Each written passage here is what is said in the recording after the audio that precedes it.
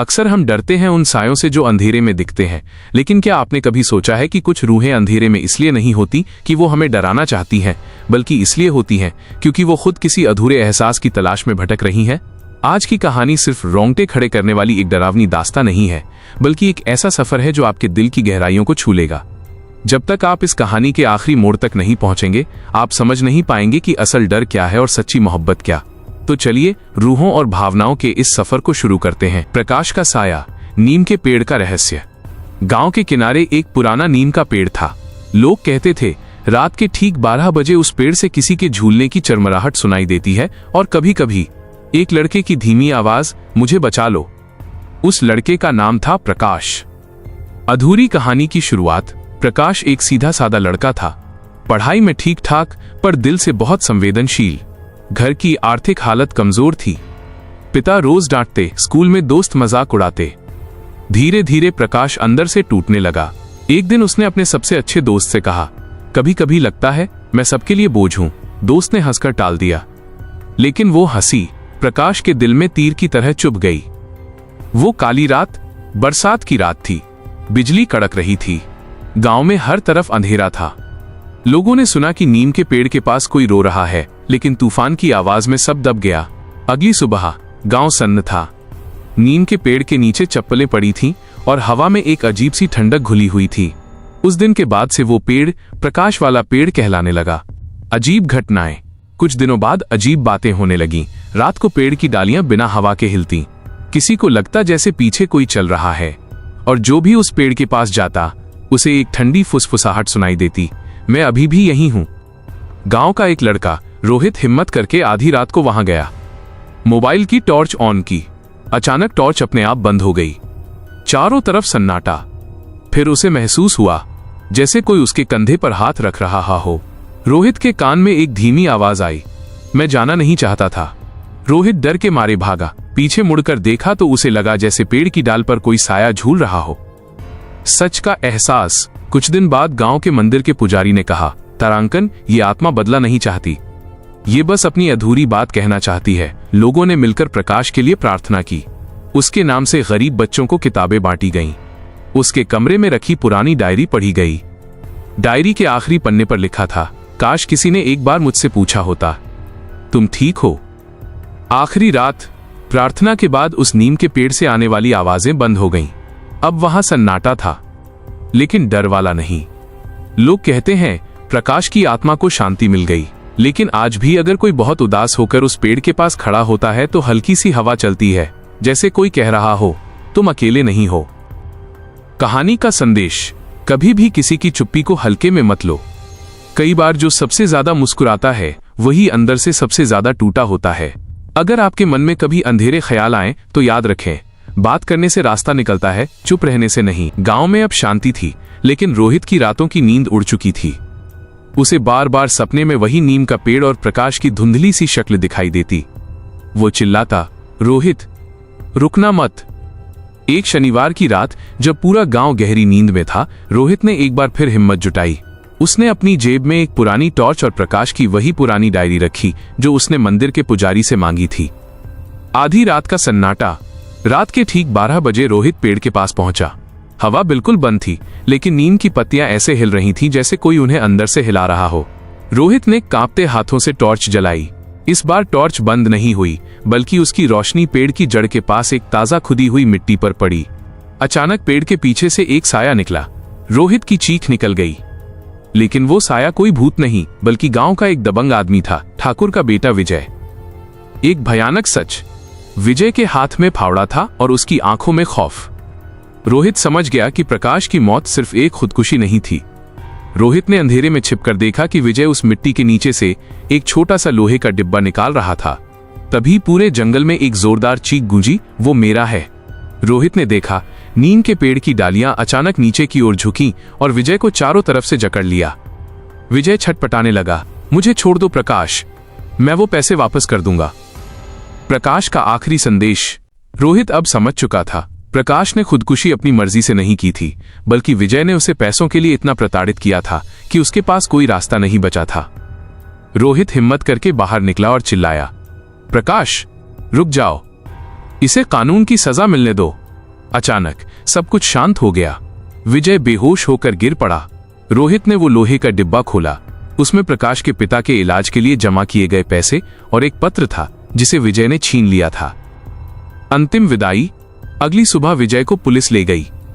प्रकाश की मौत का असली गुनहगार अब सलाखों के पीछे था। रोहित ने उस नीम के पेड़ के पास जाकर आखिरी बार डायरी का वो पन्ना पढ़ा। तभी उसे अपने कंधे पर एक हल्की सी गर्माहट महसूस हुई। इस बार कोई ठंडी फुसफुसाहट नहीं थी, बल्कि एक सुकून भरी आवाज थी। धन्यवाद दोस्त। पेड़ से एक पीला पत्ता गिरा और रोहित के हाथ में आकर रुक गया। रोहित के हाथ कांप रहे थे। विजय के बेहोश होने के बाद सन्नाटा और भी गहरा हो गया था। रोहित ने उस जंग लगे लोहे के डिब्बे का ढक्कन धीरे से सरकाया। उसे लगा था कि इसमें सिर्फ पैसे और गहने होंगे, लेकिन अंदर जो था उसने रोहित के पैरों तले जमीन खिसका दी। लोहे के डिब्बे का तीसरा राज, विश्वासघात की दास्तां। डिब्बे के अंदर पैसों की एक गड्डी के साथ 2 पुरानी तस्वीरें और एक छोटा सा टेप रिकॉर्डर रखा था। पहली तस्वीर, एक पुराना वादा। तस्वीर बहुत पुरानी और कोनों से मुड़ी हुई थी। उसमें प्रकाश के पिता और गांव के सबसे सम्मानित व्यक्ति ठाकुर साहब विजय के पिता गले में हाथ डाले हंस रहे थे। तस्वीर के पीछे लिखा था, दोस्ती का कर्ज जमीन से बढ़कर है। रोहित चौंक गया। गांव वाले तो जानते थे कि प्रकाश के पिता ठाकुर के यहाँ मजदूरी करते थे, पर वे कभी पक्के दोस्त थे, ये किसी को नहीं पता था। दूसरी तस्वीर और रिकॉर्डिंग, असली खौफ। दूसरी तस्वीर में एक जमीन के कागजात की फोटो थी जिस पर प्रकाश के पिता के दस्तखत थे। रोहित ने कांपते हाथों से उस छोटे से रिकॉर्डर का बटन दबाया। पुरानी रील घूमने लगी और एक भारी आवाज गूंजी, ठाकुर की आवाज। सुनो विजय, प्रकाश के बाप ने अपनी सारी जमीन मेरे नाम कर दी थी ताकि मैं उसका इलाज करा सकूं, लेकिन वो मर गया। अब वो जमीन प्रकाश की है। अगर उसे पता चला कि उसके पिता ने मेरे पास करोड़ों की जायदाद छोड़ी है तो हमारा सब कुछ छिन जाएगा। उसे इतना तंग करो कि वो गांव छोड़ दे या दुनिया। प्रकाश का बलिदान। रोहित को अब समझ आया, प्रकाश को सिर्फ पैसों के लिए नहीं सताया गया था, बल्कि उसकी पैतृक संपत्ति हड़पने के लिए उसे मानसिक रूप से पागल घोषित करने की कोशिश की गई थी। प्रकाश को यह सच उस रात पता चल गया था और इसीलिए उसे चुप कराने के लिए विजय ने उसे उस नीम के पेड़ तक पहुंचाया था। प्रकाश बोझ नहीं था, बल्कि वो उस गांव का सबसे अमीर वारिस था जिसे गरीबी में मरने पर मजबूर कर दिया गया। आधी रात का न्याय। जैसे ही रिकॉर्डिंग खत्म हुई, नीम के पेड़ से एक तेज हवा का झोंका आया। रोहित ने देखा कि डिब्बे के निचले हिस्से में एक सोने का लॉकेट था जिसमें प्रकाश की मां की तस्वीर थी। अचानक विजय को होश आया। वो पागलों की तरह चिल्लाने लगा, वो डिब्बा मेरा है, मुझे दे दो। लेकिन इस बार रोहित डरा नहीं। उसने लॉकेट को कसकर पकड़ा और बोला, ये तुम्हारा नहीं, प्रकाश का हक है। तभी नीम के पेड़ की एक सूखी टहनी जोर से टूटी और विजय के ठीक सामने गिरी, जैसे उसे चेतावनी दे रही हो। विजय डर के मारे अपनी सुध बुध खो बैठा और गांव की ओर भागने लगा, चिल्लाते हुए, तारांकन वो आ रहा है, प्रकाश आ रहा है। सुबह का उजाला। अगली सुबह रोहित ने वो डिब्बा और रिकॉर्डिंग पुलिस और पंचायत के सामने रख दी। ठाकुर और विजय को गिरफ्तार कर लिया गया। प्रकाश की वो जमीन जिस पर नीम का पेड़ खड़ा था अब एक प्रकाश ट्रस्ट बन गई, जहां गरीब बच्चों को मुफ्त शिक्षा मिलने लगी। अब उस नीम के पेड़ से कोई रोने की आवाज नहीं आती। लेकिन गांव के लोग कहते हैं कि आज भी अगर कोई बच्चा पढ़ाई में कमजोर महसूस करता है या उदास होता है तो उसे उस पेड़ के नीचे बैठकर अद्भुत शांति मिलती है, जैसे कोई अदृश्य दोस्त उसके सिर पर हाथ रखकर कह रहा हो, हिम्मत मत हारना, मैं तुम्हारे साथ हूं। विजय और ठाकुर की गिरफ्तारी के बाद गांव में एक अजीब सी भारी शांति छा गई थी। रोहित उस लोहे के डिब्बे को लेकर वापस नीम के पेड़ के पास पहुंचा। उसे लगा कि अभी भी कुछ अधूरा है। जैसे ही सूरज ढलने लगा और आसमान में लालिमा छा गई, रोहित ने प्रकाश की मां का वो सोना का लॉकेट पेड़ की एक टहनी पर टांग दिया। पिता और पुत्र, रूहानी मिलन। अचानक वातावरण में एक भारीपन महसूस होने लगा।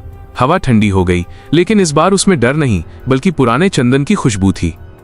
धुंधला सा साया। रोहित ने देखा कि नीम के पेड़ की जड़ों के पास से एक सफेद धुंध उठ रही है। धीरे धीरे वो धुंध एक ऊंचे मजबूत कद काठी के आदमी के रूप में बदलने लगी। उसके चेहरे पर सादगी थी, लेकिन आंखों में गहरा दुख। वह प्रकाश के पिता थे। रोहित की सिट्टी पिट्टी गुम हो गई, लेकिन वो हिला नहीं। उसने देखा कि पेड़ की ऊपर वाली डाल से एक और साया धीरे से नीचे उतरा। वो प्रकाश था। एक आखिरी मुलाकात। दोनों रूहें एक दूसरे के सामने खड़ी थीं। प्रकाश के पिता ने अपना पारदर्शी हाथ प्रकाश के कंधे पर रखा। रोहित ने सुना, हवाओं में एक गूंजती हुई आवाज आई, बेटा, मुझे माफ कर देना। मैंने उन पर भरोसा किया जिन्हें भाई समझा था, और उसी भरोसे ने तुम्हारी जान ले ली। प्रकाश की आंखों से रूहानी आंसू टपक रहे थे। उसने अपने पिता का हाथ थाम लिया। प्रकाश की आवाज अब और भी साफ थी। बापू, अब कोई बोझ नहीं है। सच सामने आ गया है। अब हम साथ चल सकते हैं। पिता का क्रोध और आशीर्वाद। तभी प्रकाश के पिता ने रोहित की ओर देखा। उनकी आंखों में एक चमक थी। उन्होंने रोहित की ओर हाथ उठाया, जैसे उसे आशीर्वाद दे रहे हों। अचानक गांव के थाने की तरफ से एक तेज चीख सुनाई दी।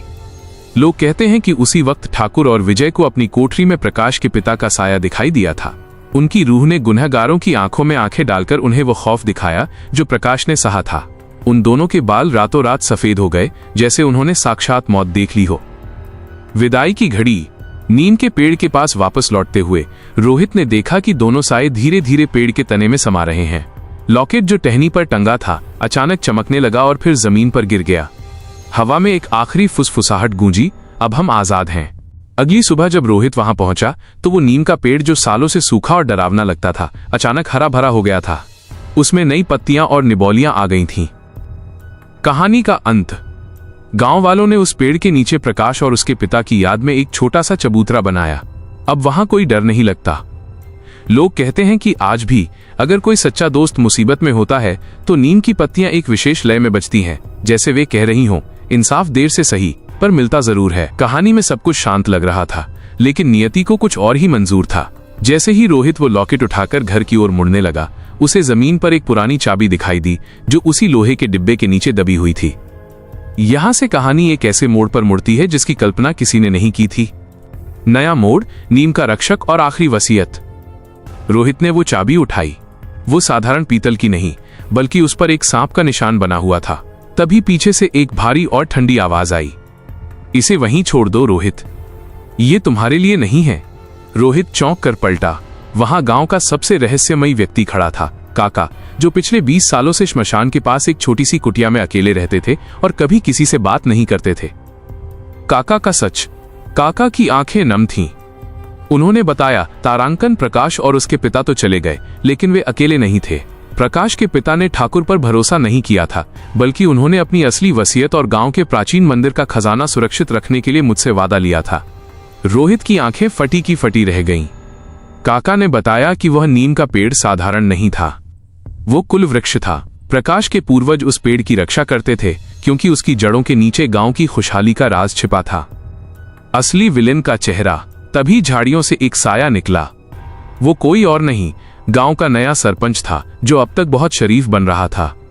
उसके हाथ में बंदूक थी।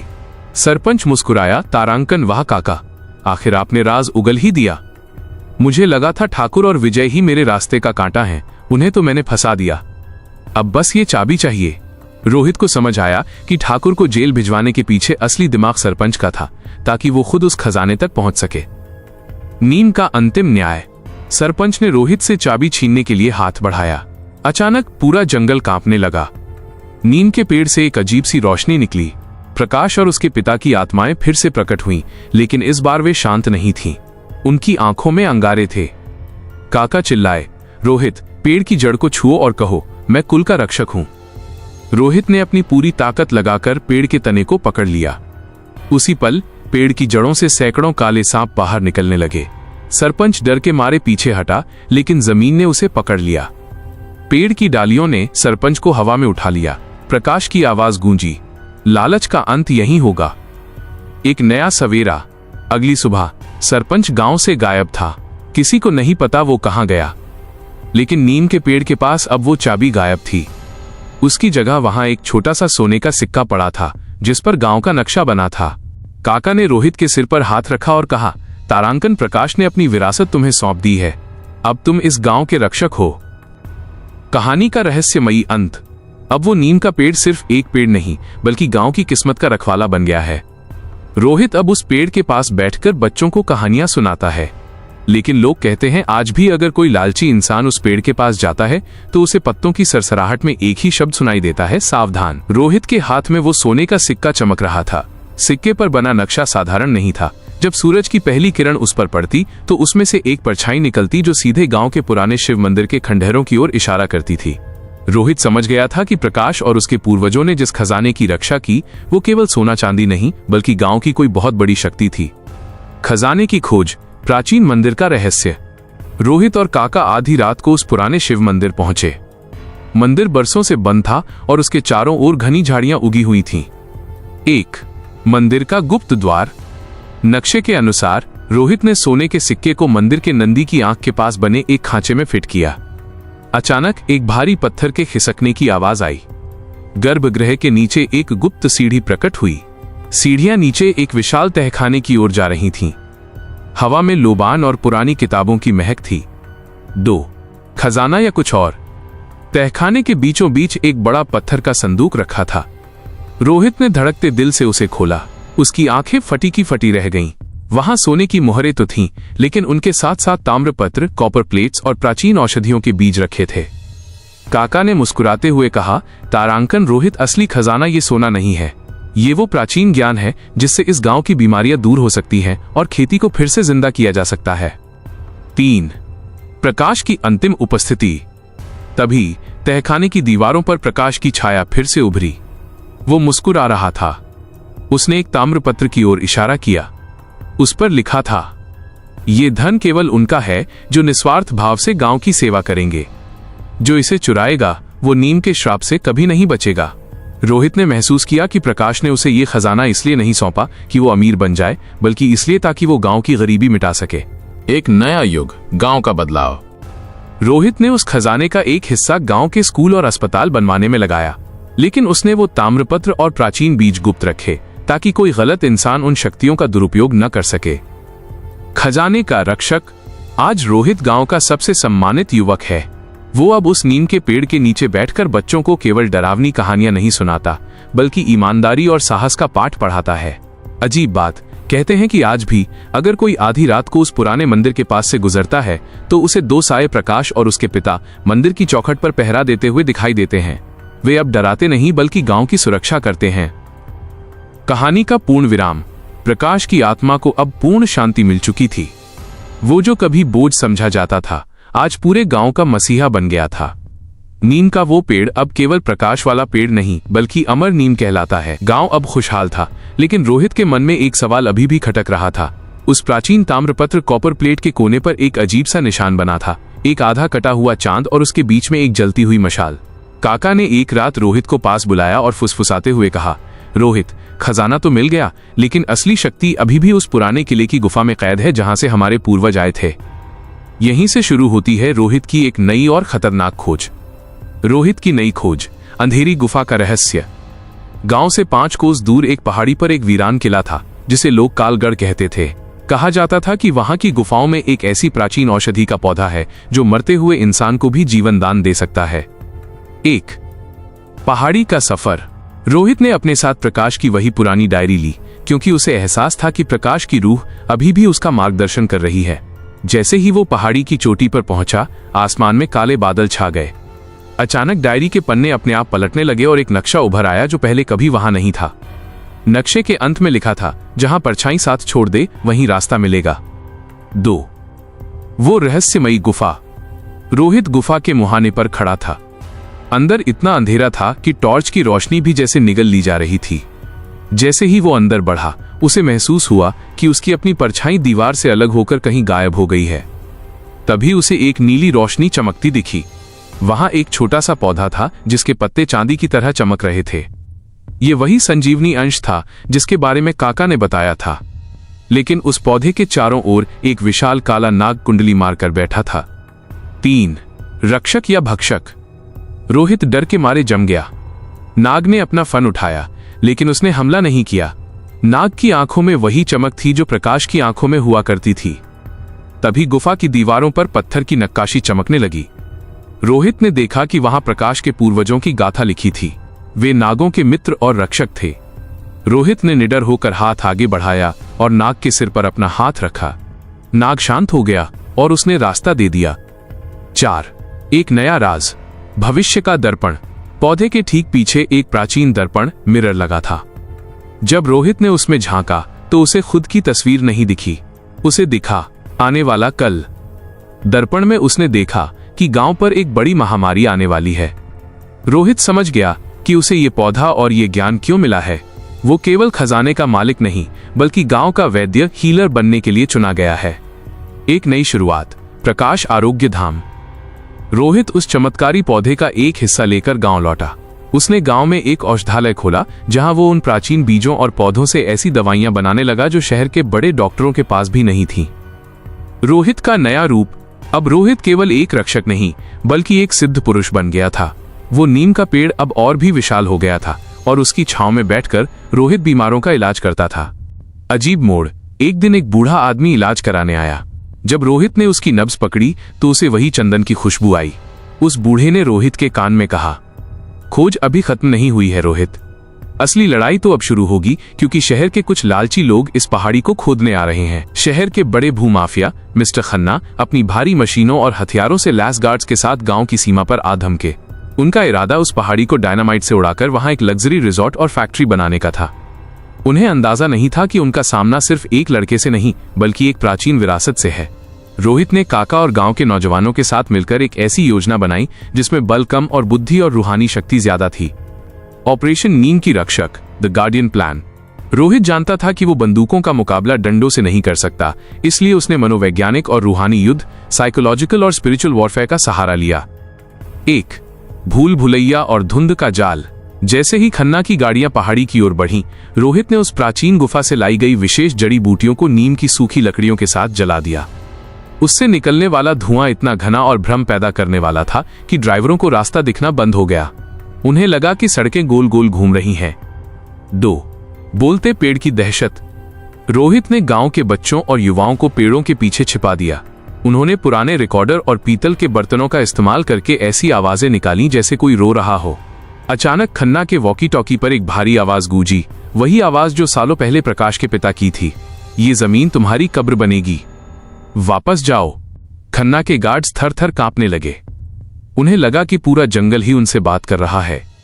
3, रक्षक नागों का आह्वान।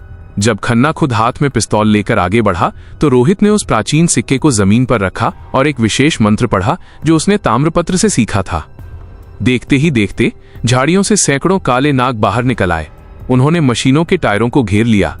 नागों ने काटा नहीं, बस अपना फन फैलाकर खड़े हो गए। ये नजारा इतना डरावना था कि मशीनों के ऑपरेटर अपनी जान बचाकर भाग खड़े हुए। 4, आखिरी प्रहार। प्रकाश का साया। मिस्टर खन्ना अभी भी अड़ा हुआ था। तभी रोहित ने नीम के पेड़ के पास एक बड़ा दर्पण मिरर सेट किया जिस पर सूरज की परावर्तित रोशनी सीधे खन्ना की आंखों पर पड़ी। उस रोशनी के बीच में खन्ना को प्रकाश की जलती हुई रूह दिखाई दी। प्रकाश का साया धीरे धीरे खन्ना की ओर बढ़ा और उसके कान में फुसफुसाया, तुमने बहुतों की जमीन छीनी है, अब अपनी रूह खोने के लिए तैयार हो जाओ। खन्ना की चीख निकल गई। वो अपनी गाड़ी छोड़कर पैदल ही शहर की तरफ भागा और दोबारा कभी उस गांव का नाम नहीं लिया। एक नया संकल्प, देव वन की स्थापना। इस घटना के बाद रोहित ने सरकार से संपर्क किया। उसने वो प्राचीन ताम्रपत्र और कुछ ऐतिहासिक सबूत पेश किए जिससे उस पहाड़ी को राष्ट्रीय विरासत और देव वन, प्रोटेक्टेड हेरिटेज फॉरेस्ट घोषित कर दिया गया। अब वहां कोई पेड़ का एक पत्ता भी नहीं तोड़ सकता था। रोहित का नया पद। गांव वालों ने रोहित को अपना मुख्य संरक्षक चुन लिया। अब रोहित के पास न केवल वैद्य की शक्ति थी बल्कि वह पूरे क्षेत्र का रक्षक भी था। अजीब बात, कहते हैं कि उस रात के बाद पहाड़ी पर एक पत्थर अपने आप प्रकट हुआ जिस पर रोहित और प्रकाश दोनों का नाम साथ में लिखा था। नया मोड़, सब कुछ ठीक था। तभी रोहित को उसी प्राचीन दर्पण में एक नई तस्वीर दिखी।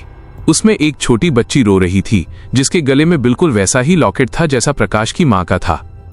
रोहित को समझ आ गया कि प्रकाश का परिवार अभी खत्म नहीं हुआ है, कहीं दूर कोई और भी है जिसे उसकी जरूरत है। रोहित ने जब दर्पण में उस बच्ची को देखा तो उसे चैन नहीं आया। उसे एहसास हुआ कि प्रकाश की मां का परिवार शायद शहर के किसी कोने में दुखों का सामना कर रहा है। काका से आशीर्वाद लेकर और अपनी झोली में कुछ कीमती जड़ी बूटियां और वो प्राचीन सिक्का लेकर रोहित पहली बार शहर की ओर रवाना हुआ। शहर की भीड़ में प्रकाश की तलाश। शहर गांव जैसा शांत नहीं था। यहां शोर था, धुआं था और हर कोई अपनी धुन में भाग रहा था। रोहित को केवल इतना पता था कि उस बच्ची का नाम आरोही है। एक पुरानी हवेली का सुराग। दर्पण में दिखी धुंधली तस्वीरों के आधार पर रोहित शहर के एक पुराने और पिछड़े इलाके में पहुंचा। वहां एक जर्जर हो चुकी हवेली थी जिसे अब एक अनाथालय में बदल दिया गया था। जैसे ही रोहित ने कदम अंदर रखा, उसके गले में लटका वो प्राचीन सिक्का गर्म होने लगा। 2, आरोही से मुलाकात। रोहित ने देखा कि कोने में एक छोटी सी बच्ची जिसकी उम्र करीब 7 साल थी बैठी हुई थी। उसके गले में वही लॉकेट था जिसे रोहित ने दर्पण में देखा था। वह बहुत कमजोर और बीमार लग रही थी। अनाथालय की संचालिका ने बताया, तारांकन, इस बच्ची के माता पिता एक हादसे में चल बसे। इसके पास बस ये पुराना लॉकेट है जिसे ये कभी खुद से अलग नहीं होने देती, पर ये कुछ बोलती नहीं, बस दीवारों पर नीम के पेड़ के चित्र बनाती रहती है। रोहित के रोंगटे खड़े हो गए। उसने धीरे से आरोही के पास जाकर कहा, आरोही, मैं प्रकाश का दोस्त हूं, वो तुम्हें याद करता है। जैसे ही रोहित ने प्रकाश का नाम लिया, आरोही की आंखों में चमक आ गई। उसने पहली बार अपनी चुप्पी तोड़ी और कहा, क्या वो मुझे लेने आए हैं? 3 शहर का नया दुश्मन। रोहित जब आरोही को वापस गांव ले जाने की तैयारी कर रहा था, तभी वहां कुछ गुंडे आ धमके। उन्हें मिस्टर खन्ना, वही भूमाफिया, ने भेजा था। खन्ना को पता चल गया था कि प्रकाश की असली वारिस यह बच्ची है। अगर आरोही को रास्ते से हटा दिया जाता तो गांव की वो जमीन और खजाना फिर से खन्ना के निशाने पर आ जाता। गुंडों ने अनाथालय को घेर लिया।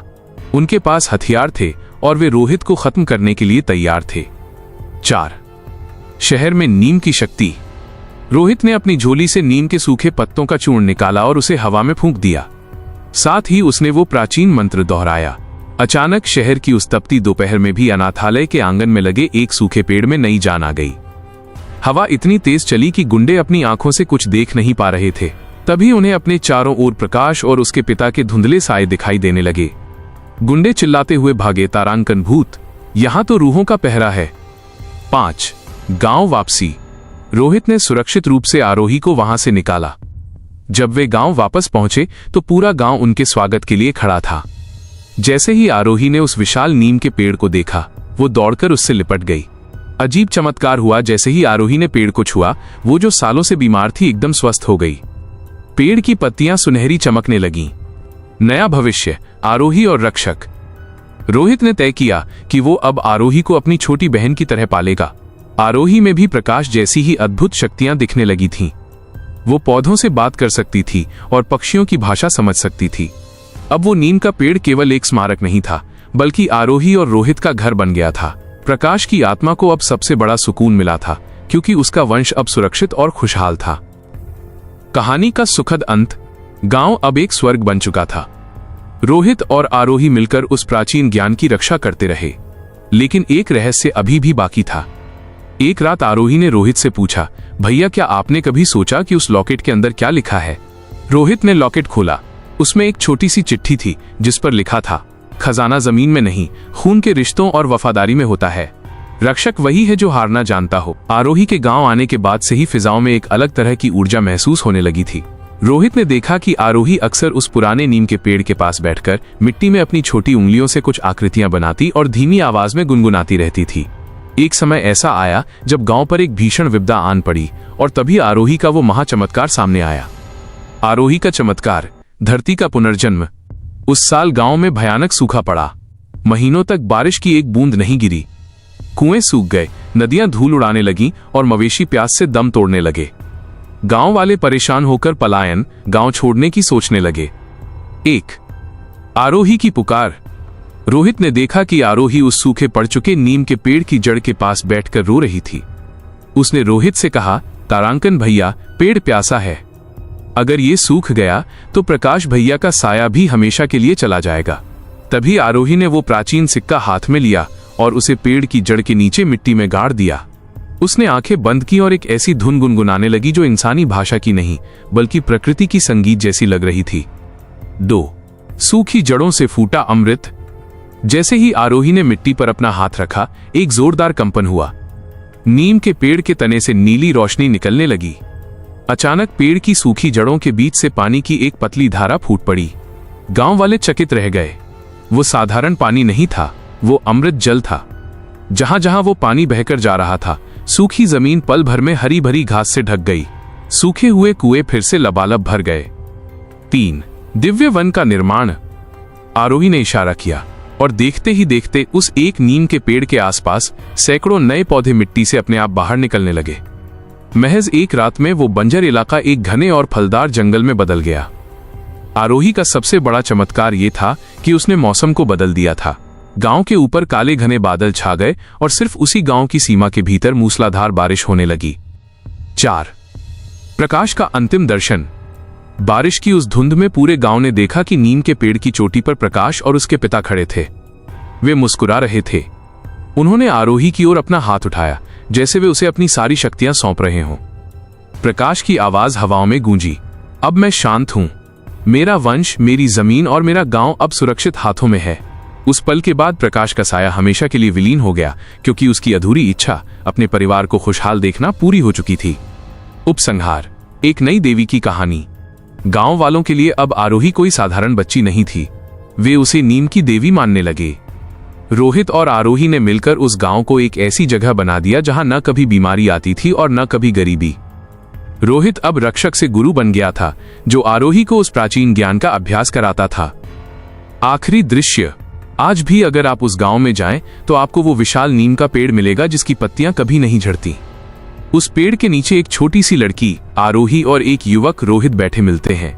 लोग कहते हैं कि उस गांव में आज भी कोई झूठ नहीं बोलता, क्योंकि जो भी उस पेड़ के नीचे झूठ बोलता है, नीम की पत्तियां कड़वी से मीठी हो जाती हैं। ये संकेत देने के लिए कि सत्य ही सबसे बड़ी शक्ति है। गांव में सब कुछ खुशहाल था, लेकिन एक पुरानी कहावत है, जहां रोशनी सबसे तेज होती है, परछाई वहीं सबसे गहरी होती है। आरोही के चमत्कार ने गांव को तो बचा लिया, लेकिन उस रूहानी शक्ति के जागने से पाताल में दबी एक ऐसी चीज जाग गई जिसका रहस्य प्रकाश के पूर्वजों ने भी छुपा कर रखा था। नया रहस्य। जड़ों के नीचे का पहरेदार। एक रात गांव में अचानक जमीन के नीचे से एक भारी गूंज सुनाई दी। वह भूकंप नहीं था, बल्कि ऐसा लग रहा था जैसे कोई विशाल हृदय धड़क रहा हो। रोहित और आरोही दौड़कर नीम के पेड़ के पास पहुंचे।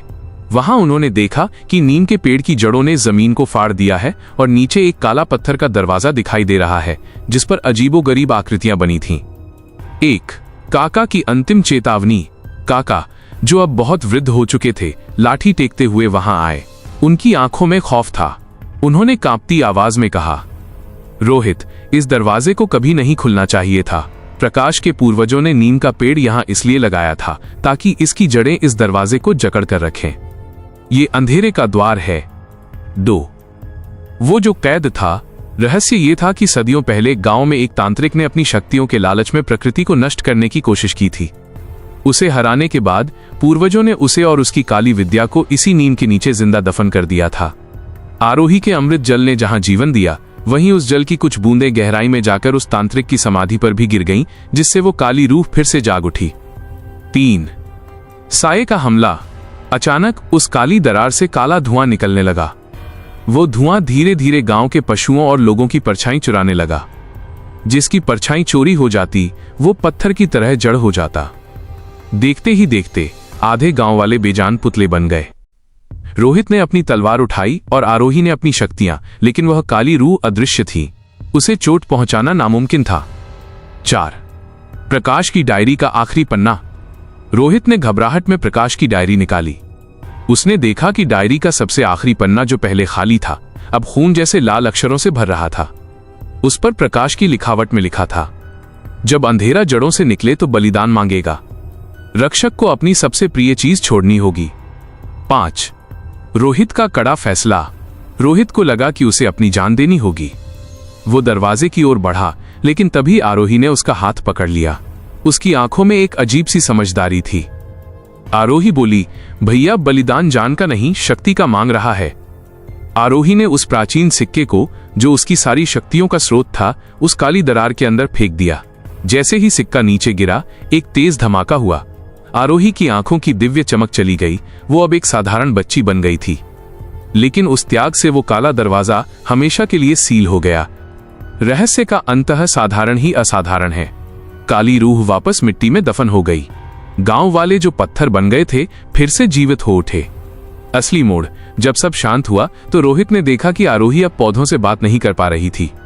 उसने अपनी शक्तियां खो दी थी ताकि गांव को बचाया जा सके। रोहित को दुख हुआ, पर आरोही मुस्कुरा रही थी। तभी नीम के पेड़ से एक फूल गिरा। रोहित ने उसे उठाया और देखा कि उस फूल के अंदर प्रकाश का चेहरा मुस्कुरा रहा था। नया रहस्य। रोहित ने महसूस किया कि शक्तियां आरोही के अंदर से नहीं गई थीं, बल्कि वे उस नीम के पेड़ में समा गई थीं। अब वो पेड़ ही रक्षक था। जाते जाते काका ने रोहित के कान में एक आखिरी बात कही। रोहित, खजाना चला गया, शक्तियां चली गईं, लेकिन अब इस गांव में जो बचेगा वो है इंसानियत। और याद रखना, उस काले दरवाजे की दूसरी चाबी शहर के उस पुराने अनाथालय में कहीं छिपी है जहां से तुम आरोही को लाए थे। रोहित चौंक गया। इसका मतलब था कि खतरा अभी पूरी तरह टला नहीं था। शहर में कोई और है जो उस चाबी को ढूंढ रहा है। काका की बात सुनकर रोहित और आरोही सन्न रह गए। आरोही ने अपनी दिव्य शक्तियां तो खो दी थीं, लेकिन उसका साहस अभी भी अडिग था। उसने रोहित का हाथ थामकर कहा, तारांकन भैया, अगर वो चाबी गलत हाथों में लग गई तो गांव कभी सुरक्षित नहीं रहेगा। मुझे वापस उसी शहर जाना होगा। रोहित ने भी ठान लिया कि वो आरोही को अकेला नहीं छोड़ेगा। वे दोनों एक बार फिर उस शोर शराबे वाले शहर की ओर निकल पड़े। शहर का जाल, दूसरी चाबी की तलाश। रोहित और आरोही उसी पुराने अनाथालय पहुंचे जहां आरोही का बचपन बीता था। लेकिन वहां पहुंचते ही उन्हें पता चला कि अनाथालय अब पूरी तरह खाली हो चुका था और वहां खन्ना कॉरपोरेशन का बोर्ड लगा था। एक अनाथालय का गुप्त कोना। आरोही को अपनी धुंधली यादों के सहारे एक छोटी सी तहखाना नुमा जगह याद आई जहां वो छिपकर खेला करती थी। जब वे वहां पहुंचे तो उन्होंने देखा कि दीवारों पर पुरानी खरोंचें थीं। आरोही ने एक खास पत्थर को दबाया और पीछे से एक छोटी सी आबनूस की संदूकची निकली। उस संदूकची के अंदर वही दूसरी चाबी रखी थी, काली, ठंडी और रहस्यमयी। 2 खन्ना का आखिरी वार। जैसे ही आरोही ने चाबी उठाई, वहां मिस्टर खन्ना अपनी पूरी फोर्स के साथ आ पहुंचा। उसकी आंखों में पागलपन था। मुझे वो चाबी दे दो, इसके बिना मैं उस अंधेरे के द्वार को नहीं खोल सकता। मुझे वो अमर शक्ति चाहिए। रोहित ने आगे बढ़कर आरोही को अपने पीछे किया। खन्ना, तुम नहीं जानते तुम क्या मांग रहे हो। वह शक्ति नहीं, विनाश है। 3 आरोही की आंतरिक शक्ति का उदय। खन्ना ने अपने गार्ड्स को इशारा किया। तभी एक अजीब घटना हुई। हालांकि आरोही ने अपनी जादुई शक्तियां त्याग दी थीं, लेकिन उस दूसरी चाबी को छूते ही उसके अंदर प्रकाश की मां का आशीर्वाद जाग उठा। आरोही की आवाज गूंजी, शक्ति सिक्कों में नहीं, रक्षक के इरादों में होती है। अचानक अनाथालय की पुरानी इमारत कांपने लगी। दीवारें टूटने लगीं और खन्ना के ऊपर मलबा गिरने लगा। रोहित ने फुर्ती दिखाई और खन्ना के हाथ से वो रिमोट छीन लिया जिससे वो इमारत को उड़ाने वाला था। 4 चाबी का विसर्जन। रोहित और आरोही जानते थे कि जब तक ये चाबियां रहेंगी, लालची लोग आते रहेंगे। उन्होंने पास के एक पुराने कुएं के पास जाकर दोनों चाबियों को एक साथ जोड़ा। जैसे ही दोनों चाबियां मिली, वे एक तेज रोशनी में बदल गईं और धीरे धीरे हवा में विलीन हो गईं। अब न कोई द्वार खुलेगा, न कोई तांत्रिक बाहर आएगा। नया सवेरा, गांव की वापसी। जब वे गांव लौटे तो नीम का पेड़ पहले से भी ज्यादा विशाल और सुंदर लग रहा था। अब न वहां कोई डरावनी आवाजें थीं और न ही कोई काला दरवाजा। अंतिम दृश्य, रोहित और आरोही अब गांव के बच्चों के साथ उस पेड़ के नीचे बैठते हैं। आरोही अब साधारण तरीके से स्कूल जाती है और रोहित गांव का डॉक्टर, वैद्य बन चुका है। रोचक अंततः एक दिन आरोही ने जमीन पर एक बीज बोया। देखते ही देखते वो बीज एक नन्हे नीम के पौधे में बदल गया। आरोही मुस्कुराई और रोहित से बोली, भैया, सुरक्षा चाबियों में नहीं, नई जड़ों में होती है। प्रकाश की रूह ने आखिरी बार पत्तों की सरसराहट के जरिए उन्हें विदा किया। अब उस गांव में सिर्फ शांति थी। कहानी यहां समाप्त होती है।